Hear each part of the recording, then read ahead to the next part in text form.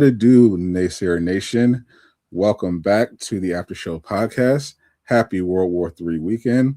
We got another wonderful show for you guys. A lot happened this past week, so we are here to distract you from the coming mushroom clouds with a variety of topics in the gaming world, mostly because that's where things got pretty insane. We had the launch of the Marathon Server Slam, Resident Evil Requiem, which I'll do my review for. I'm close to finishing that game. We had a huge update on PlayStation reportedly no longer doing PC ports of its single-player games. We had a big shakeup with the Warner Bros. Deal, which we thought was a done deal going to Netflix, but Paramount up their bid and have won. So we'll talk about the fallout from that, as well as new games that Warner Brothers teased, and a lot more. Plenty of stuff to talk about. But first, how are you doing, Jay? I don't know. I'm doing all right, I guess. I don't know. I'm in a weird mood this weekend. I don't know. Just lots of Pokemon this weekend.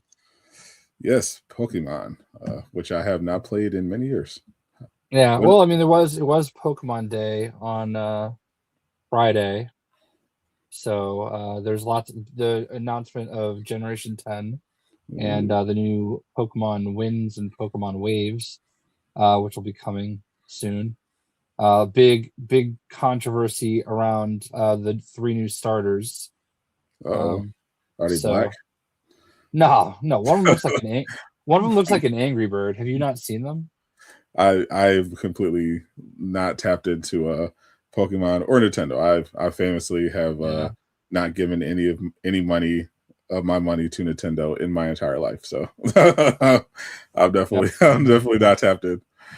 Well, obviously, all right. Let's just screen share real quick because I mean, some people will care, but all right. So these are the three new starters. Okay.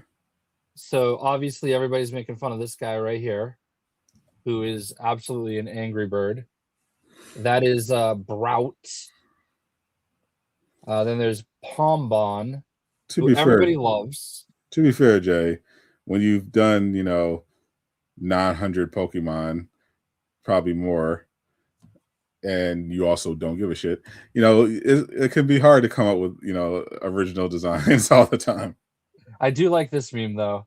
Congrats on no longer being the new guy, Sprigatito. I can't wait to meet Brout. I heard he can be a little mean though. Hey, fuck you. So yeah, that is literally an Angry Bird just recolored. Yeah. So that's been the Pokemon chatter this weekend. But it was a big weekend. It's like the end of the season for Pokemon Go, and there were 2 new shinies I was chasing. I only got one of them, but still think that sounds like a slur. That's funny. What? Shinies? Yeah. Sounds like an Irish slur. Sounds like an Irish slur. Well, you know what they say. I am what I am. Bunch of shinies taking our jobs. Yeah. I don't know. I just think it just hits the ear. It makes me think you're someone saying something offensive. But shout out to the Pokemon community. I'm sure no matter what the complaints, they will all still be buying the games because they will never vote with their wallet. That's why. I mean, the new games look a lot like the most recent one, but it does look like a lot more expansive. Ooh. They show people going underwater and stuff like that. Actually, there was a joke that IGN apparently I don't know which one it was, but there was a Pokemon game many years ago where IGN was like reviewing it, and they gave it like a 6.8 out of 10, and they said lots of water or something like that. And IGN tried to be self-aware and said something about there being a lot of water, and Pokemon's Twitter account responded to them with like 6.8 or something like that. I don't know. It was good. It was like the long-term game being played. So well, at least IGN is self-aware that they're full of shit. Yeah, well, there's that too. But first we got to say what's up to the chat. Your apprentice Geo is very excited. he's once again first. Congratulations. Gio needs to stop gifting me shit in Pokemon. He's just showing. Do I have to have a talk with your mom, Gio? Stop sending me shit. What's up, Issa? Yeah, Jay owns stock in Nintendo. He doesn't need your gifts. What's up, Super Patrick? Appreciate y'all. What's up, Charles, Steven? How y'all doing? What's up, J Boys? LTM. That definitely sounds like a star. How's everyone?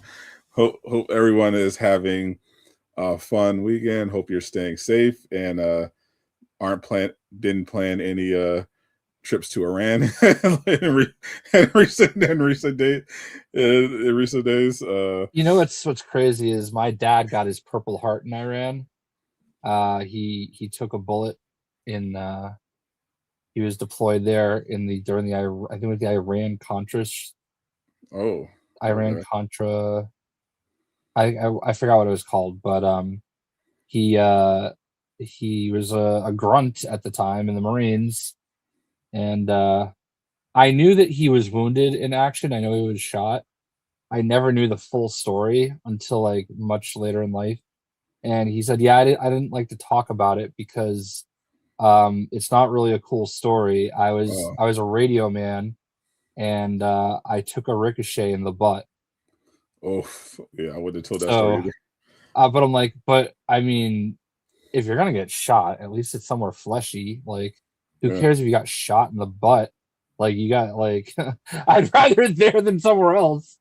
So yeah. Anyway, I think it's more to the point that it just wasn't a cool story. It's like you have other people who get Purple Hearts because they participated in a raid, or they got shot while saving their platoon from an army resurgence, and they were getting shot at by Iranians. I mean, like that. I mean, that part's not untrue. Yeah, but he was on the radio. He got shot in the ass by accident. No, they were shooting at him, and it was, I don't know. I think anytime you get shot in the butt, it's obviously something to laugh at. I think is your point. Yeah, but yeah. That's not very hurt. That doesn't sound heroic. Like, oh man, I got shot in the ass. Right. Right.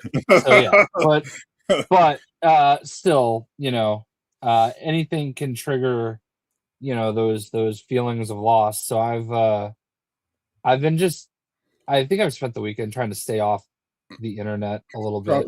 Probably a good idea. I'm tired. I'm just tired. I'm just tired of everything, like it literally doesn't matter like what anybody says. It's just always like one side is going to say this, take this stance, the other side is going to take this stance. I don't know. I don't care anymore. I just need to get away from it. I mostly stayed. As soon as I saw what happened, I just stayed on the entertainment side of the internet for the weekend. Yeah. It was like, well, I've carefully curated, like I have like so many, like I literally have Donald Trump, like every variation of Donald Trump muted, like, because I just don't want to read about it, like, and still things, sneak through. So yeah, there will never be peace. But fortunately, there's plenty to distract the masses this week. First, your favorite company, PlayStation, just followed up their Bluepoint shutdown announcement with not an official announcement from them, but this has been reported by pretty much everyone across the insider space. Jason Schreier, I think, was the first one that talked about it. But apparently, the PC experiment is winding down at Sony. Reportedly, Sony is rethinking its PC era strategy, which I think was technically another one of Jim Ryan's ideas of bringing their single player games over to PC as part of timed exclusives.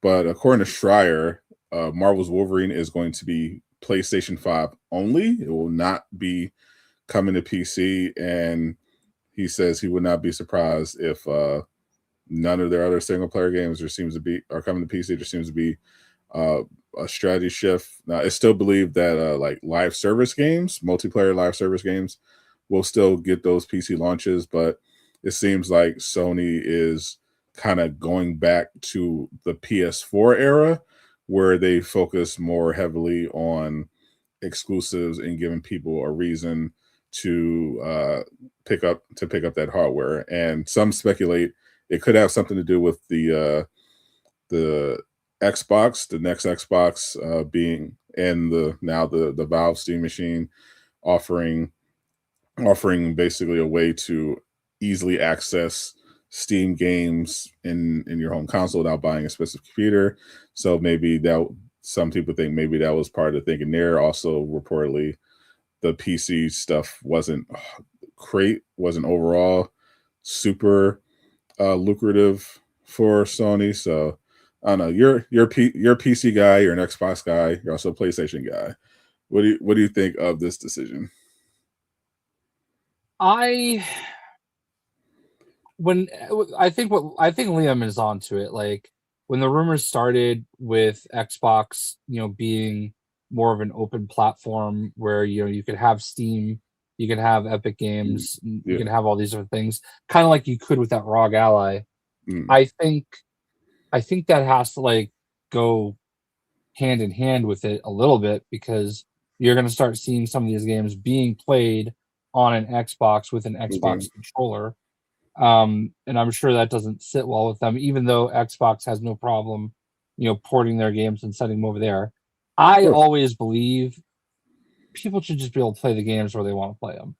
I understand, like, the reason you have a PlayStation is because you want to have a PlayStation. The reason you have an Xbox is because you want to have an Xbox. And I think that if we could get to a world where it's like that, it's better. But I don't know.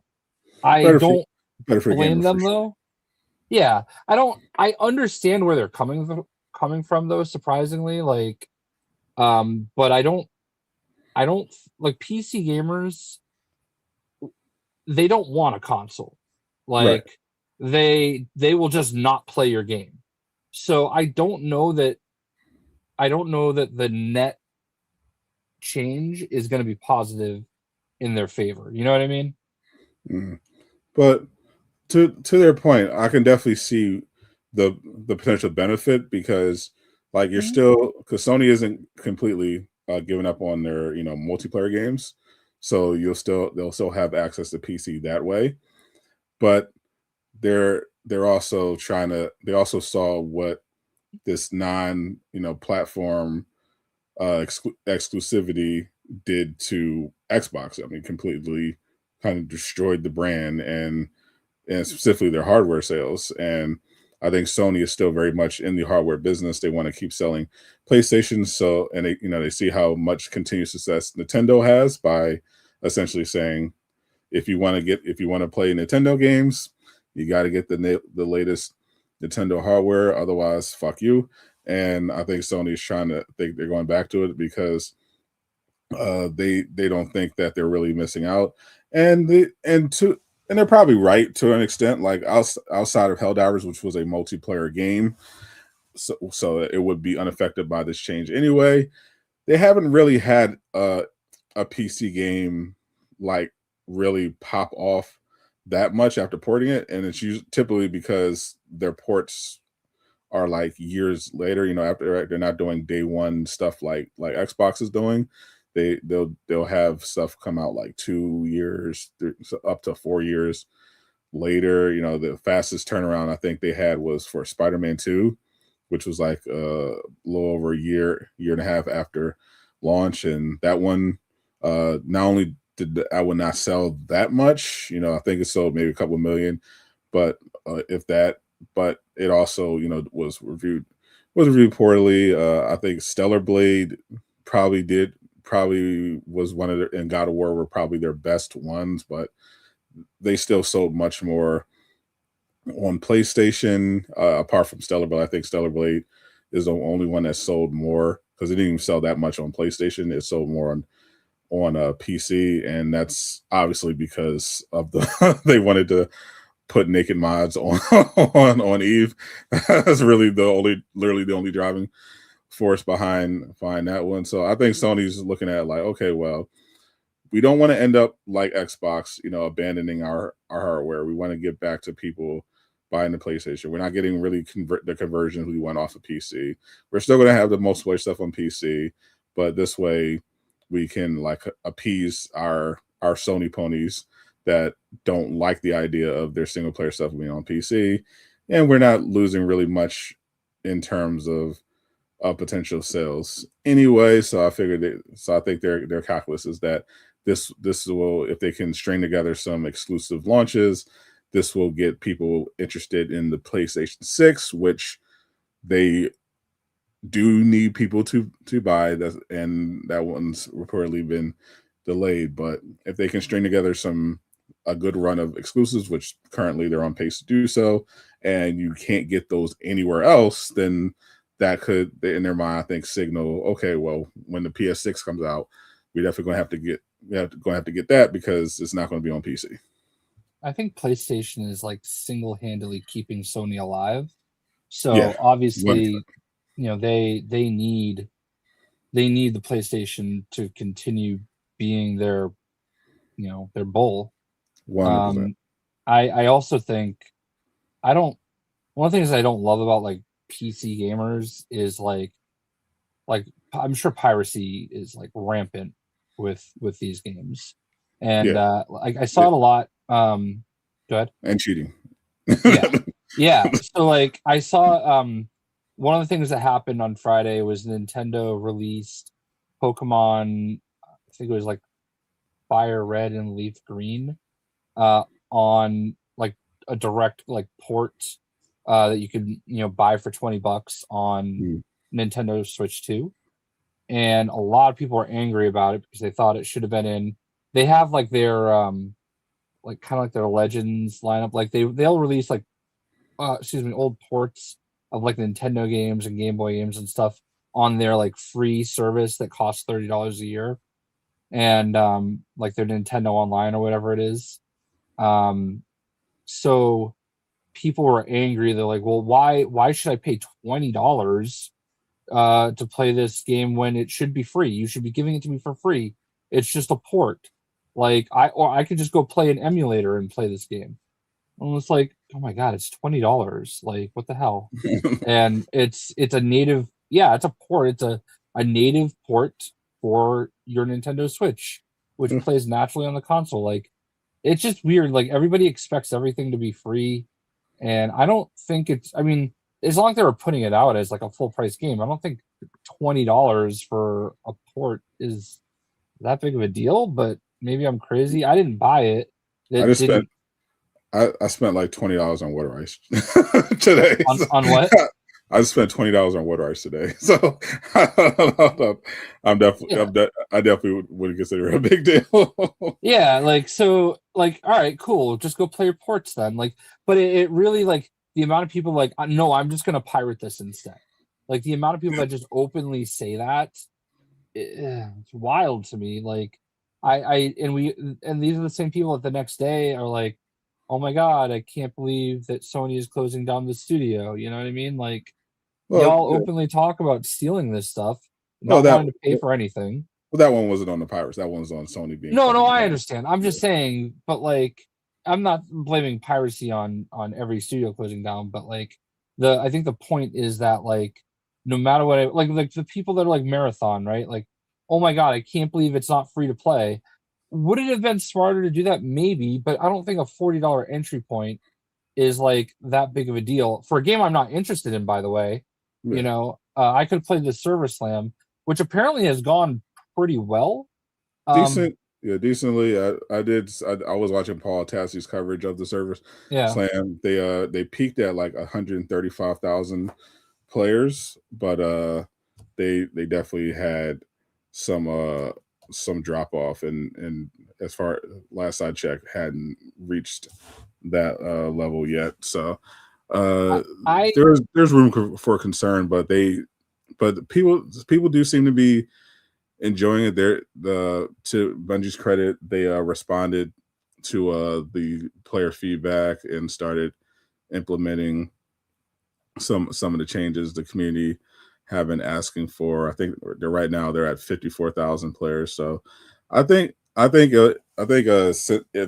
can have players around that mark at launch, they would consider that a success because this is a premium product. It's not a free to play game like High Guard was, but I don't know. There seems to be. I think the bigger issue seems to be just there's just not now this new breed of gamer who aren't actual gamers that are just invested in seeing new games fail, and yeah, it's really really weird. Like I'm seeing Tassie, Paul Tassie. He's getting it from every side. Like he if he makes something about if he covers anything says anything positive, even if it's just reporting information about Marathon, he's called a shill and oh you're woke and all this other bullshit like you're how much did they pay you that sort of bullshit. And then if he says something negative about Marathon again, even if it's just reporting the news, it's like, oh, why are you so hard? Why are you always so negative? Why can't you give the game a chance? Apparently on Blue Sky, he was being accused of supporting AI because he made an article where he praised this really cool feature in Marathon where the NPCs emulate prox chat in order to trick you. which I thought was a really cool feature, but apparently the low IQs over at Blue Sky thought he was endorsing AI, Gen AI, because I'm like, what? Like it's nuts. Then I saw they had a closed test for the new Horizon game, Hunter's Gathering, and we already have a bunch of grifter accounts that have just been lying about it, sharing screenshots saying the game already failed by posting the Steam charts, even though this Hunter's Gathering playtest is not open. It's a very limited playtest with very limited slots, and there's only like a 3-hour window where you can even play it. And they intentionally screenshotted it when during a time when it was offline. Like it was like 500, said like it had 500 players, but it was literally offline. Like it wasn't even during operational hours. But it's just another game where a bunch of these weirdos are just invested in seeing it fail without ever intending to give it a chance, and it's really kind of ruining gaming discourse online. Yeah, and I'll say this: Paul Tass is probably the one that convinced me not to even play the Server Slam, because I already said I don't want to do it unless I have people with me. Yeah, because I don't want to like play with randoms. Right. But like I remember him tweeting one of these things where he got to the end, the person was like acting like they were friendly, and then the second he turned his back, they shot him. And I'm sorry, that's the reason I don't play the Soulsborne games. I don't like the idea of like playing a game for all this time and getting to a certain point and having someone take everything away from you. You know what I mean? I don't love this style of game. Even though I would like to play Arc Raiders, I would like to play this. I'd like to give it a chance, but I know I don't like extractions, and I've known this since The Division when there was that extraction zone, right? And you could go in there, but I didn't go in there. I never went in there because it wasn't worth it to me. Like I just, maybe I could have gotten out and done everything fine, but I didn't want to gamble, so like I just didn't. And when I read that story, I was like, yeah, not every game has to be for me. And I wish people could just say that, Yeah, like, that's the bigger issue. Like, not every game is going to be for you. And I think like there have been plenty of times where I've played a game and I've really wanted to like it and I don't, and I feel like I'm honest about it. And I understand, like, just I guess it's not for me. But then there are definitely times where you play a game and you're like, no, this should be exactly for me, and it's just bad. But like, it's a matter of differentiating the two. And I think that like the way social media works now, where it's just so heavily slanted towards people yelling at the sky, you know, in every facet, not just video games, you know. Yeah. Oh, 100%. Yeah. It's just people that want to yell at each other all day, and it's like, oh, yeah, because the I'm algorithm, growing tired of it. yeah, the algorithm just feeds and feeds just constant negativity. It rewards people for just being as just over the top negative or just having just the worst possible takes. You know, they literally pay you for it on Twitter. And I have to say, I'm pretty proud of myself. I have not really been engaging with any of that negativity in a long time. Yeah. Like, I haven't had any Twitter fights or Twitter beefs or anything. Like, Used to be famous. Used to love yeah, those. like but like I just haven't, like, there are many times a day I start typing something and just say, the fuck am I doing? I don't care. Like, I Yeah, literally don't care. yeah. I think I too have Twitter fatigue because especially when like I realized I was like literally 80% bots. Like I'm just like it was already stupid, and now and then as soon as I see someone with a blue check mark, I instantly like, yeah, I'm not talking. I'm not. Yeah, there's no point in talking to this person. like they're paying for Twitter. There's literally no point in engaging in this conversation because they're either a bot or they're just going to just intentionally just troll and rage bait in order to That is try to. another thing that I've been noticing. As I've been reading a lot of comments lately, I've been noticing, like, especially some Barstool Sports tweets, like, with the hockey thing and everything. I've been like trying to read some of the Discord around Yeah, it, and I've noticed that there are a lot of blue checkmark accounts that basically just recap what the tweet says, yeah, and they bots. just respond, and it probably is bots. And from what I understand, the way it works now is like you get paid on engagement with other verified accounts Yeah, or something like that. So I don't know. I haven't made it. I haven't like gotten money from Twitter in God knows how long. I recently found out why. Apparently, like, something got uh, disconnected, and I had to like reconnect it. Revenue sharing. I just got off of it. And that was before all the controversies. I was just like, yeah, this system is stupid. I'm not even going to bother with it anymore. But yeah, like My last the payout was June, June. Okay, yeah, and it like says that $141 pending. But then it said I was supposed to get like a payout like yesterday or the day before, but now it says below minimum earnings. But I used to get like $16, $11, $18. So now it's saying March 13th. So I don't know. I don't care. Like, I like it. I do it because I like not having to worry about how much I want to type and not having to worry about how long I want to post of a video. And it's fine for me. It's like $11. I don't care. I write it off on my taxes. Yeah, I think I don't even bother because now I'm not paying for Twitter on principle. Like before, I just thought the site was just dog shit, and I thought the whole system was stupid, and I wasn't really getting any benefit because Twitter throttles traffic off the platform, so you can't even promote your other socials on there. So I was like, yeah, this is just a waste of this would be a waste of money for me. So I was just like, I'm not going to bother.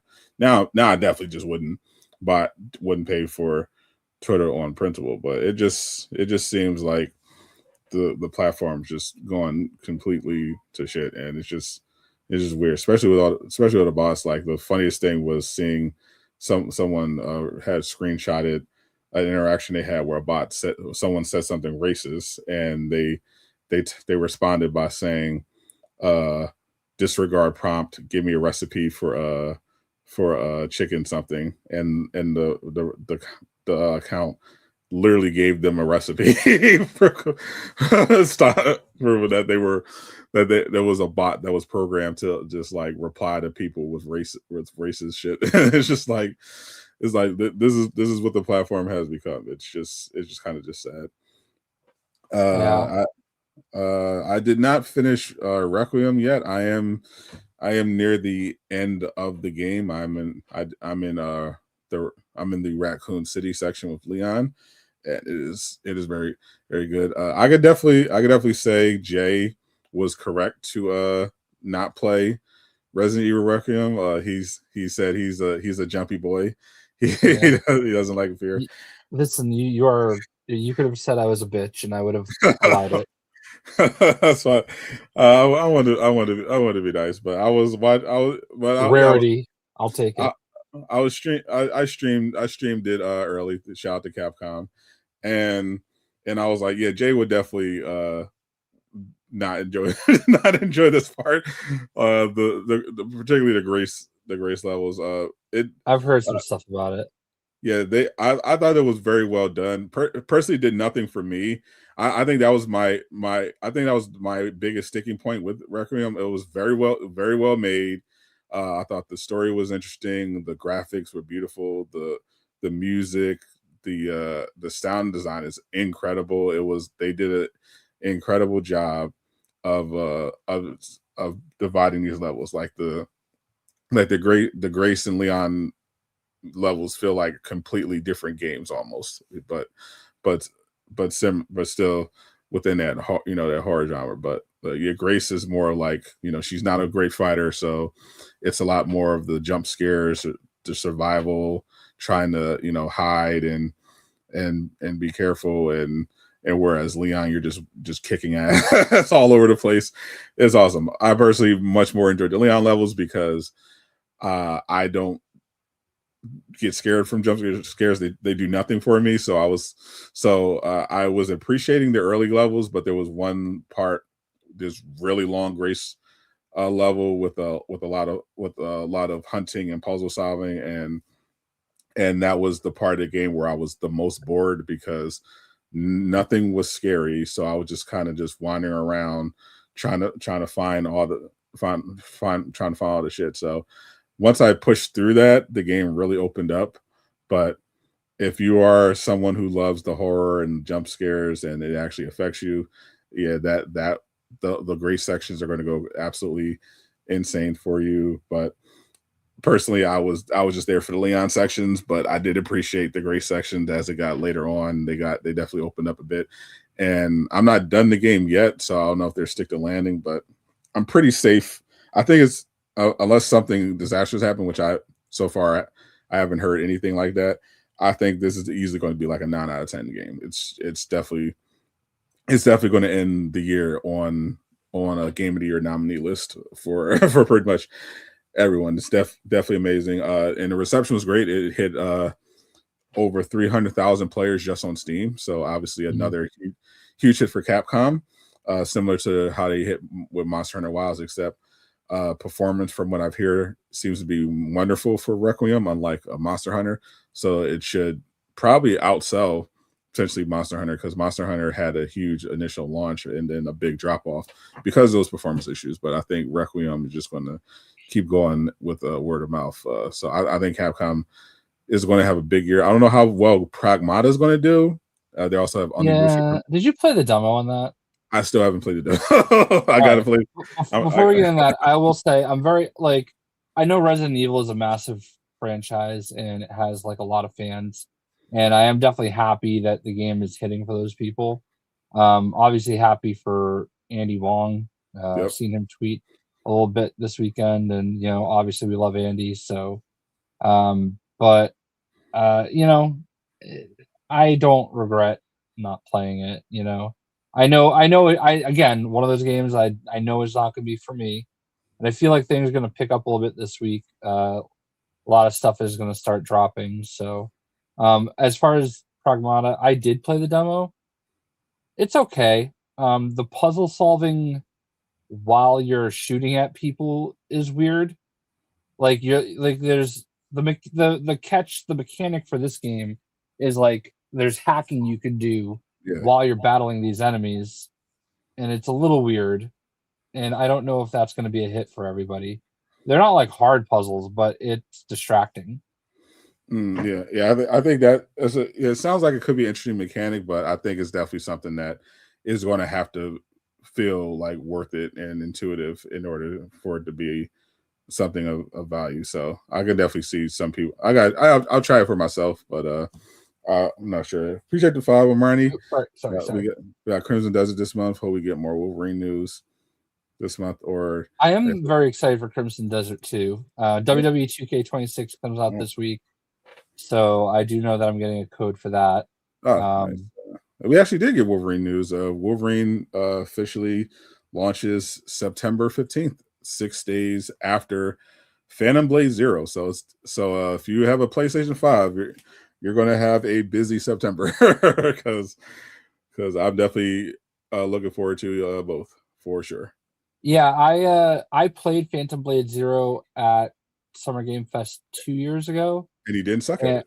And I watched Caboose play it, so I had an idea of what I needed to do. So I think I was at a little bit of an advantage for that, but I did beat the demo. It was definitely tough, but I'm considering giving it a try because I don't think it's going to be a pure Soulsborne. I do think there is going to be like an easy mode. Not at all, actually. They specifically said it is not a Souls game.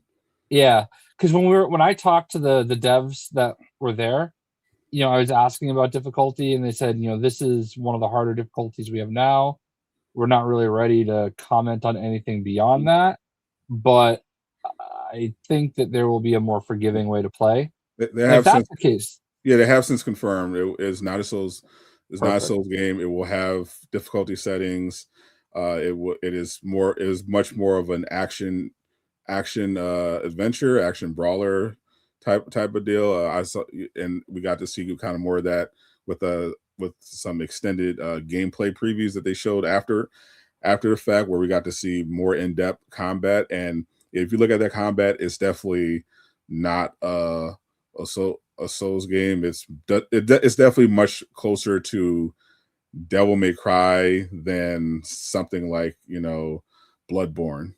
Yeah. Or Yeah, that I'll probably give it a try then. I feel like there's a lot of times where you like in the media, if you will, when you get these opportunities to like try stuff beforehand, it kind of means a little bit more. Yeah. Or like sinks you in a little bit, invests you a little bit more, I guess. Right. So yeah, I don't think I'm gonna be going to Summer Game Fest this year again. So it is what it is.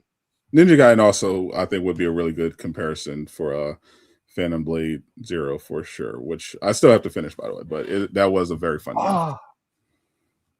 They also had just dropped some DLC for it as well that I got to check out. Space Marine 2 also has big just did a big update. I got to get back into that at some point.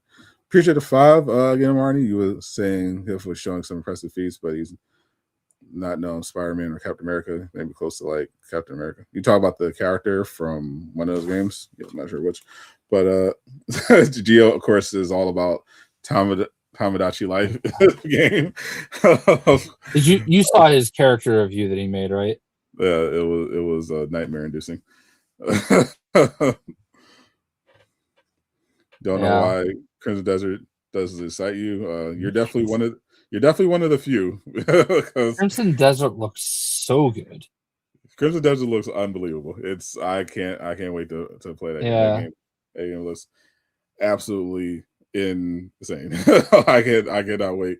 I cannot wait to get my hands on that later this month. March is going to be Jay's got his WWE 2K. I will of course be skipping it, but I like to watch him do his battle royale stuff. That's always fun when he uploads those. But we got the we of course are going to have the Ghosts of Yotei Legends mode premiere. Toxic Commandos coming out. Crimson Desert comes out, and of course we have season 7 of Marvel Rivals. So a lot happening in the month of March that I'm very excited about. But yeah, they're also Pokemon Pokopia is coming out this week too.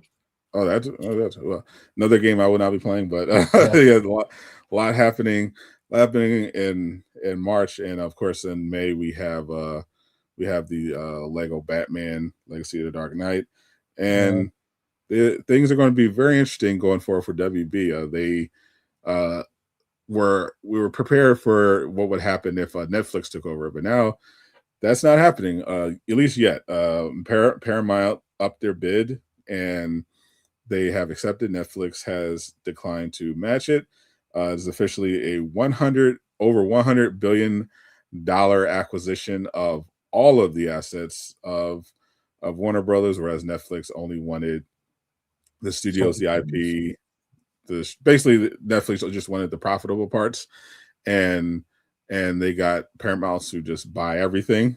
and I think it's weird seeing how people flipped on this. Like, I remember when the Netflix deal first was announced, everyone was acting like the sky was falling. This was the worst thing ever. They were saying Netflix was going to destroy theaters, which is funny because even now that they have pulled out of the deal, they're talking about expanding their IPs in the theaters even more. So it's just funny that the narrative was that they were just aggressively anti-movie theater when they were literally showing Stranger Things in movie theaters. But yeah, that was the narrative when the deal happened. Like, they were saying, "Oh, Netflix can't be allowed to do this. This is horrible." You know, they were rooting for Paramount. Then Paramount wins the bid, and now all of a sudden the narrative is oh, this is the worst thing ever. That we can't let this happen because Orange Man bad. Like that's the new, because of the connection to our president. Now it's a bad deal. Now I do think it is concerning that someone potentially loyal to the administration will now essentially have a monopoly on cable news, which obviously no one watches anymore except old people. But that is still obviously a concern. But I think the bigger concern is that they spent a lot of money. Like, a tweet broke this down. The Paramount itself has a market cap of $12 billion. I saw this, yeah. And they spent $100 billion on this deal. They had to pay Netflix $2 billion for the cancellation, and they're spending over $100 billion total for this deal. $90 billion of it is debt that they're getting from a variety of sources, including Saudi Arabia's sovereign wealth fund, and part of the capital is they're using the owner Ellison. He's basically using half of his money, half of his net worth. Like, he's worth $200 billion, and he has to leverage $100 billion to make this deal work. So I think that's the more concerning thing to me in terms of what's going to happen with wild IPs, because with that much money, they're going to be layoffs. They're going to be cutting stuff. Now, I think a lot of that stuff is essentially going to be from the cable side, the less lucrative parts of it. But who knows what they're potentially going to be cost cutting, in the short term to kind of make up for this, because that's a lot of money. That's a lot of money, and Paramount doesn't have that much. You're essentially just relying on your owner having deep pockets. But we'll see how much he's willing to continue to fund it. But it does put more pressure on these WB projects now to do better. And to that end, they teased at least some potentially exciting stuff for the gaming side. JB Perret, head of gaming, was talking about the deal, and he mentioned that in 2027 or 2028 they're looking for a return to some of their biggest franchises, which gaming wise, which to me, and I have a video about that at some point, but the most obvious one I think you're referencing is Hogwarts Legacy 2. I think that's the 2027, most likely coming out in 2027, and I think that's pretty safe bet. They've been essentially working on Hogwarts Legacy 2. That was essentially greenlit ever since they saw those pre-order numbers for Hogwarts Legacy. They even canceled the director's cut of Hogwarts Legacy so they can focus on Hogwarts Legacy 2. But what other games are you looking forward to in that 2027? I think we're going to get a reboot of the Batman. I don't think they're gonna do a sequel of Arkham Knight. I don't think they're gonna do Beyond. Yeah, I think they're gonna do just a new Batman story, and I'm cool with that. Because you basically don't have to worry about like where you left off. Like, is the Joker finally dead now? Like all these things, because I feel like the Joker is kind of integral to any Batman story. You can do without it, but and I honestly, though, like, this Absolute franchise seems to be like taking off, and that would certainly be interesting. We'll see. Maybe it is another Arkham, but I'm fine with whatever. We're obviously getting Batman. For sure. If you look at the top 20 comics of 2025, 15 of them had the name Batman in it. Okay? Like, the top 20 selling comics of the year, Batman was one of like 15 of the 20, Yeah, so Batman's dominating the Absolute Batman. I think it would be smart to if they did an Absolute Batman game. I don't know what we know that Schreier reported that they had pivoted to do a Batman game after it was clear that Suicide Squad was not going to be long for this world. So who knows what exactly the Batman game is, but we do know it is a single player Batman game. The funny enough, probably there's a very good chance Injustice 3 is in there. That was reportedly the next game. MK1 I've heard that for a while too. Yeah, Injustice 3 was actually supposed to come next, but they pivoted to MK1 because of difficulty behind the scenes. But it seems like the next goal would be Injustice 3. So I can see that maybe being 2028. And then Game of Thrones, I don't think they have anything planned yet for Game of Thrones apart from the mobile game that's releasing this year. But I think it's going to be more DC, because for the first time in a long time, because outside of Hogwarts Legacy, all the other games I know about they have in development up around their big franchises, which they've been emphasizing, are DC, like Injustice 3, the Rocksteady Batman game. James Gunn mentioned that he has been working on a DCU tie-in, a DCU universe video game that he's going to announce in a few years. And so that lines up into that 2027-28 window.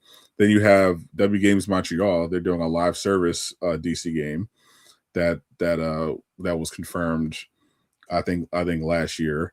So maybe we'll at the very least get an announcement on that. So it could be good news finally for fans who've been wanting them to make some fucking DC games that weren't just Batman. I put out a tweet about this. I really want to see something RPG-ish with Game of Thrones.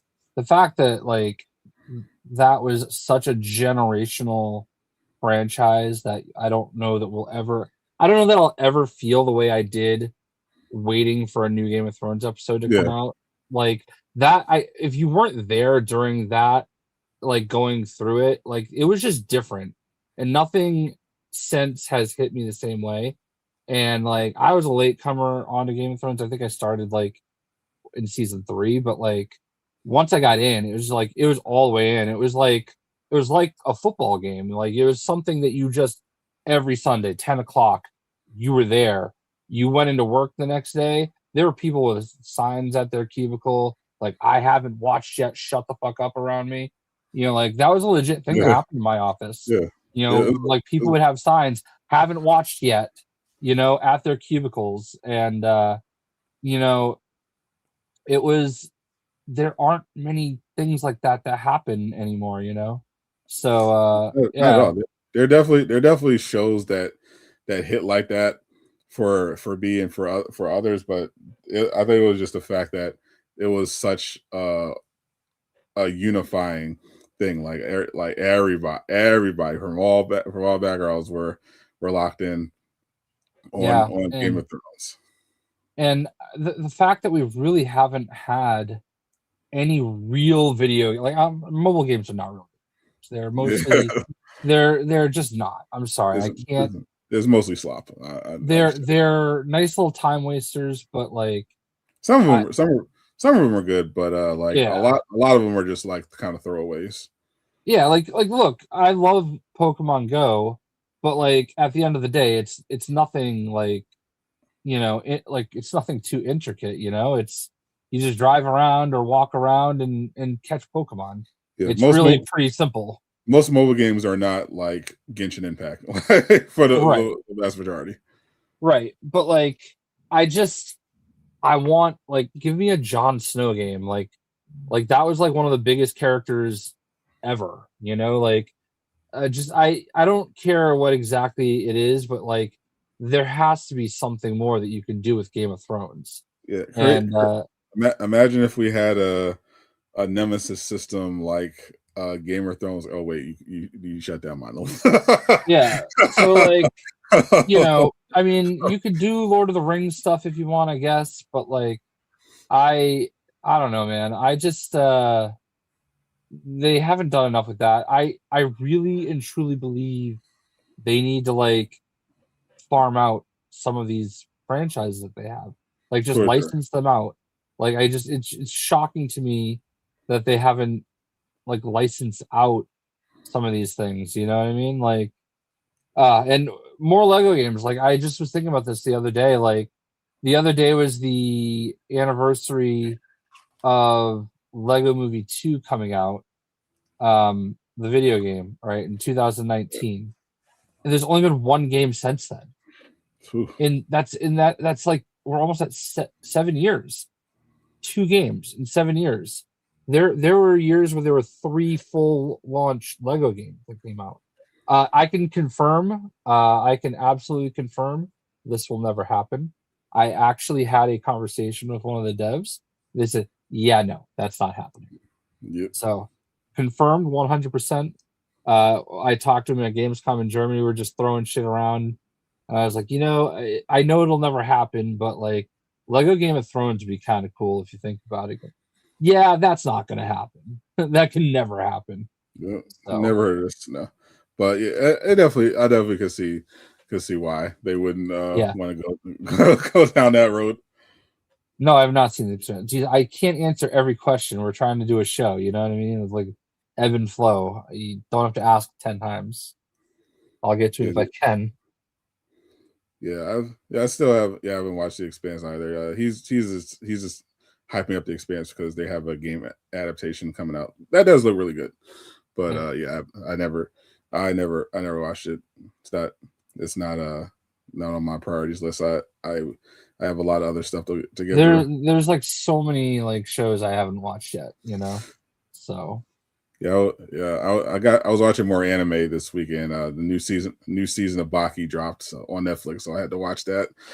Just obligatory. They actually the new fighter of the season that they built this one around was Musashi Miyamoto. Came back to life. They brought him back to life to battle, and I just love Baki. It's such a good show. Love it. But yeah, nice. I'm happy for you. But I am enjoying Hitmonkey though. Hitmonkey, I definitely would recommend. I'm going to be making Rob's video about the latest characters they teased. They include Hitmonkey and Cosmo the Space Dog as some, in the latest character poll. A lot of Cosmo fans out there. Howard the Duck was also in the poll. Those are characters that two of those, Cosmo and Howard, appeared in the season 6 story. They were being held by the Collector, and they were rescued by Deadpool.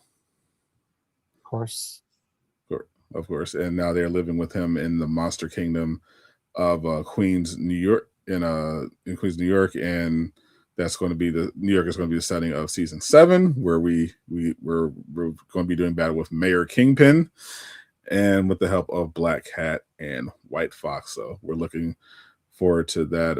I'm definitely hoping that Rival season 7 does something to shake things up, because I've been feeling the burnout a little bit.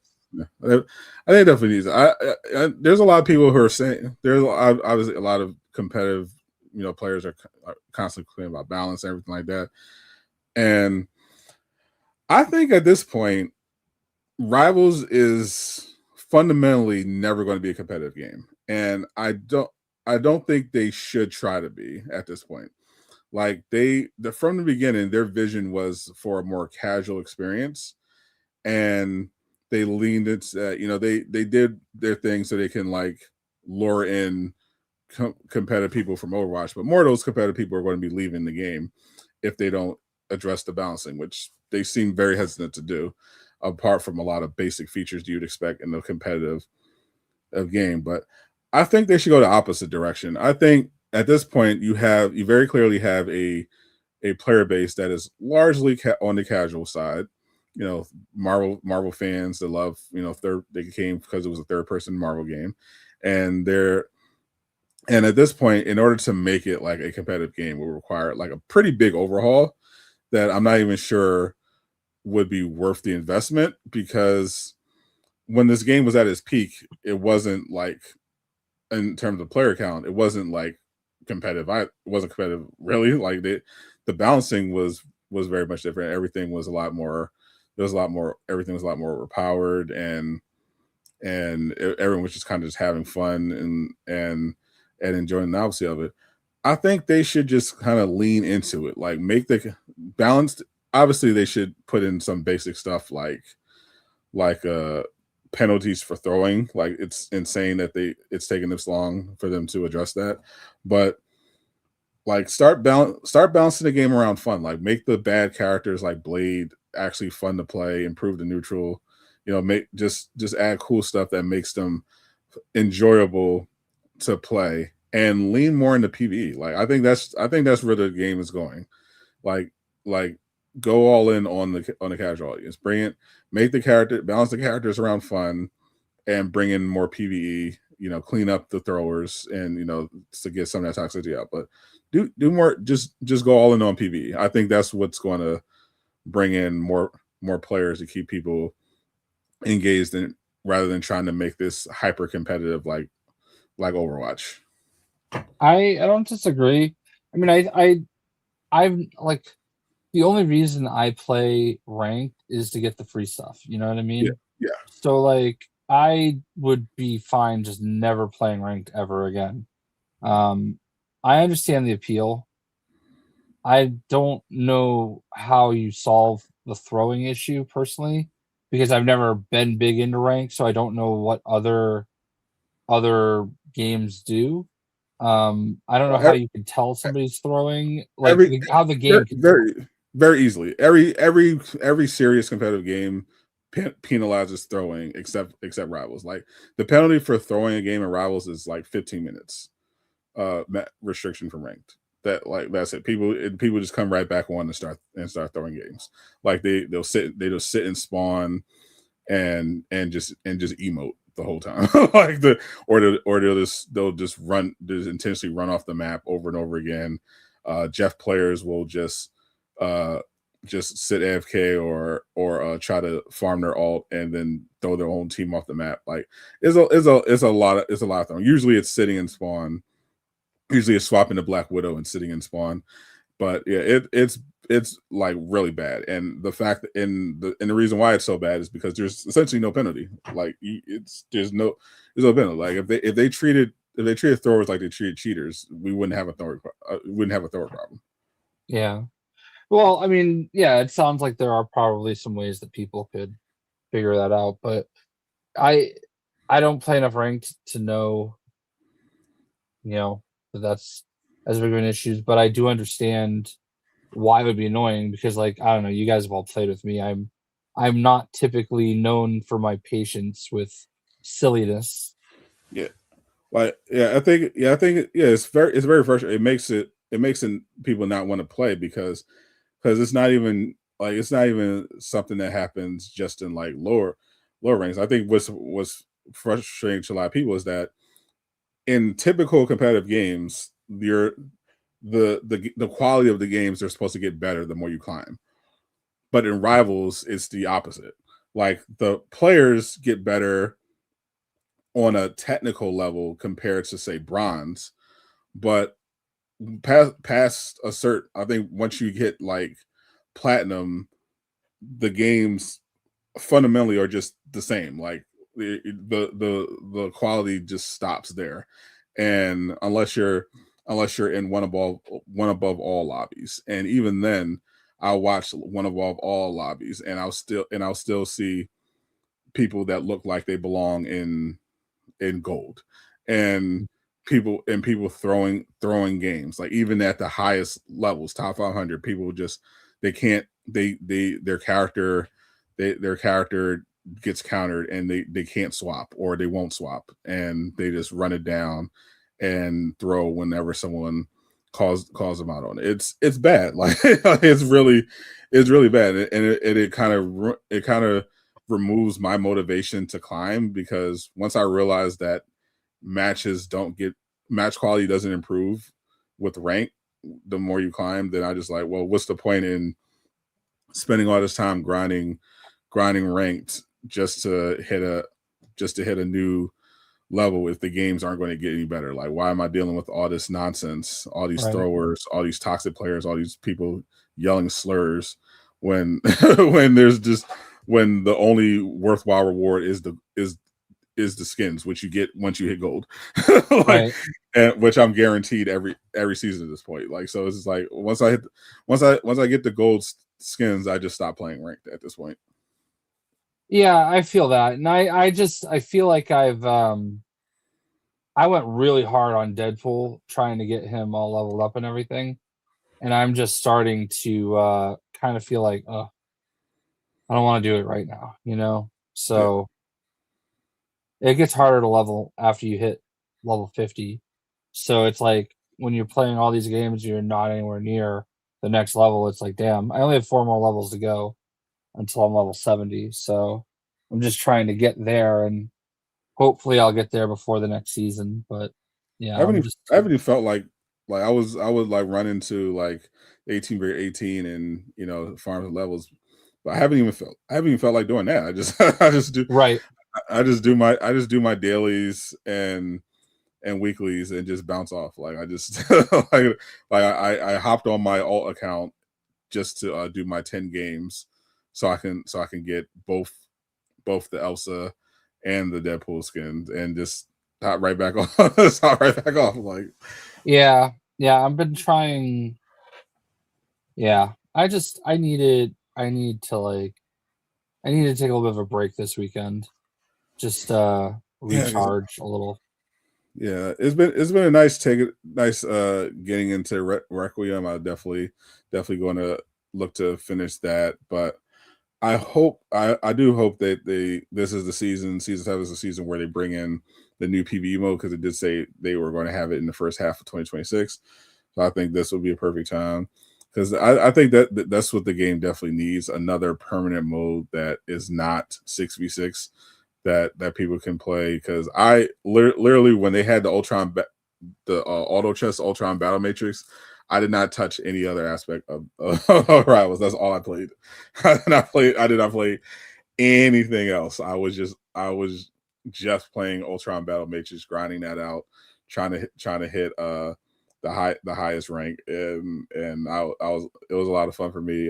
When zombies came out, we were obviously super grinding into that. I ended up beating zombies, not only just on normal and Nightmare, but I ended up beating all of Nightmare Force solo with every character. So I have every title. I enjoyed that, and I definitely think that the game needs more of those type of modes going forward.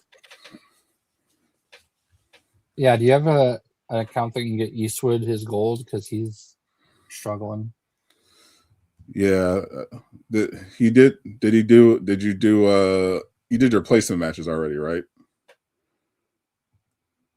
Because I think my alt is in, where was my, let me check where alt is. You did your 10 placements. Okay, where are you at right now? That's what, and I'll see where your rank is right now. I'll see if I can do something about that. Might be low. I don't know. Silver 2. Oh yeah, my alt is too high. I thought she might be. I think Greek probably has one. Yeah, I got it. He's always got some all accounts. I think mine is my alt. My alt is like it's like plat 2. My alt is plat 2. And my main is diamond 2. So he's so close to being silver 2. Yeah, I can't do it. I can't do it. I'll ask Greek if he has account that low. You'll try to help. Yeah, we'll see. We'll see. We can hook you up. I keep I was just playing because I was just playing on my alt just to play around with rank and just because playing on main is just so annoying. Because I was like, let me just get some reps in on ranked on an alt that I don't care about, and that's how I got to see firsthand how much worse rank has gotten, like with the match quality, all the throwing and the games and like are so bad. Like it's so bad. But I still made it. I still made it out of gold and I had got up to diamond at one point, but I just stopped caring. I just stopped caring and let it decay. But I'll see if we can find someone else that has an account low enough to get Eastwood that Deadpool and Elsa skin, because Deadpool one's really cool. The triangle communities, Jay, Greek, all come together in harmony. True. New prototype. Yes, that is the other big new game news this week. Technically this happened in 2025, but no one noticed it until this week. New Radical Entertainment is back. Radical, of course, the developers behind classics like The Simpsons Hit and Run, Hulk Ultimate Destruction, and Prototype 1 and 2, very beloved cult classic games. Also did the Scarface game a lot of people enjoyed. They did some Crash Bandicoot games a lot of people enjoyed. But fortunately, Activision shut them down after the release of Prototype didn't live up to their expectations. And people have been sad ever since. There's still a lot of Prototype fans. A lot of people wanted the franchise to be revived. And people got excited because last year we had this leak from a alleged playtester that said Activision was looking to dip their toes back into the Prototype waters with the remaster, a sequel, and then we saw that Prototype 1 got an update on Steam, which changed up the credits. It added a Ubisoft Connect version of the game, which the game has never been on Ubisoft before, so this was a new change, signaling that they're planning to put it on Ubisoft Connect. It added the names of a studio, Iron Galaxy, known for remakes and remasters.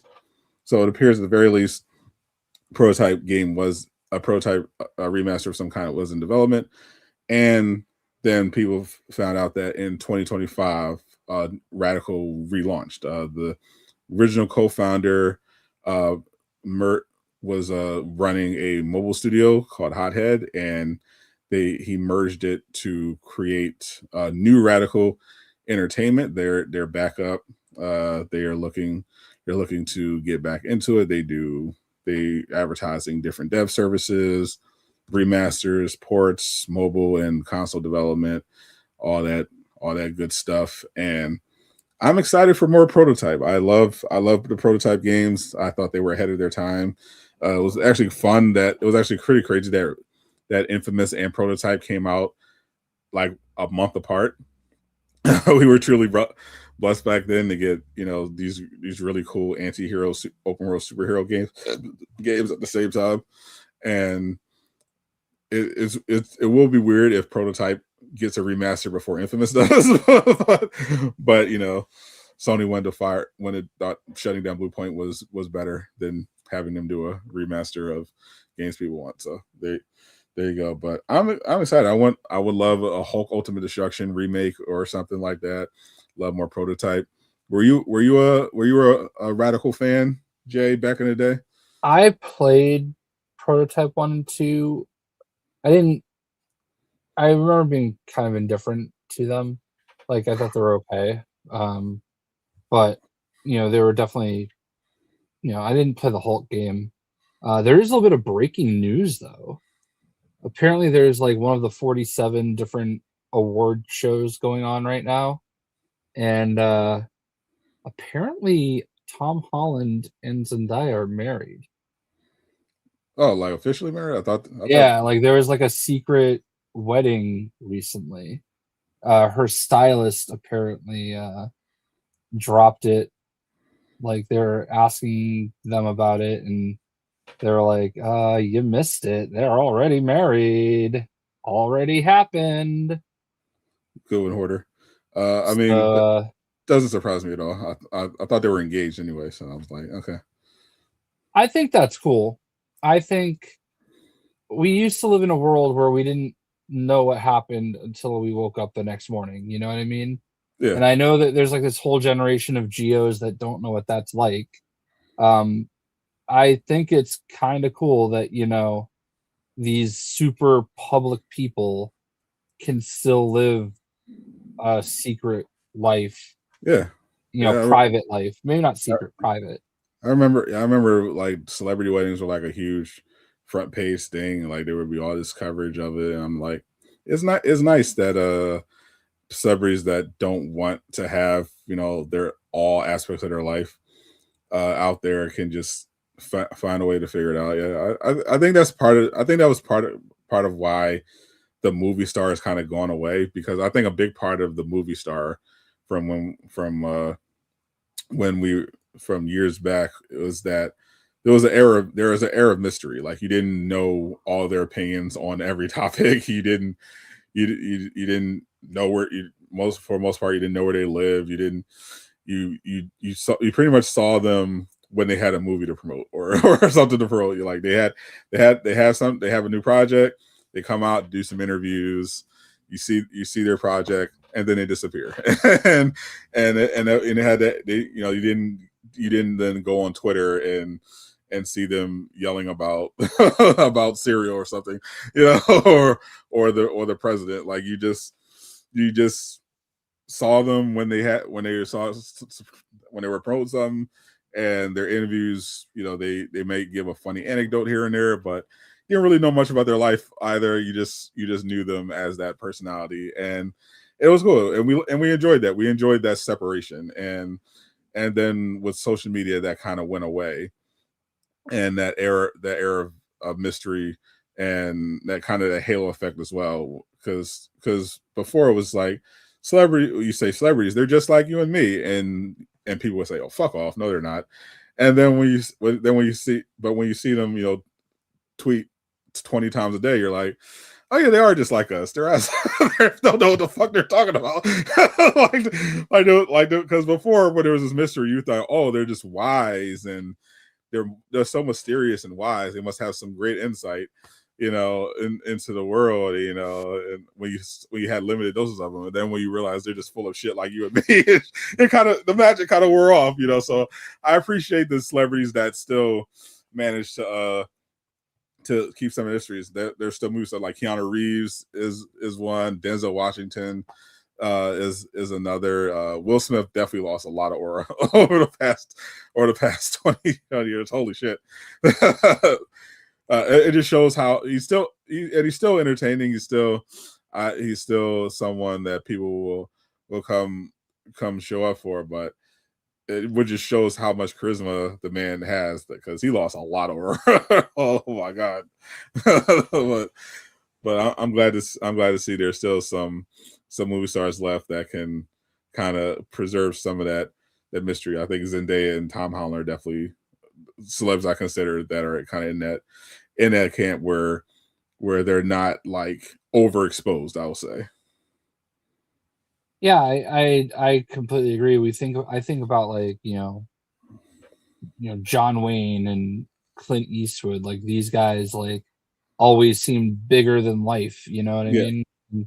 I think a lot of it also comes back to the fact that a lot of the most popular people, like you look at people like Logan Paul, right? And his brother, they got famous off of making social media videos, Yeah. and now arguably they're two of the most famous people in the world, Sure.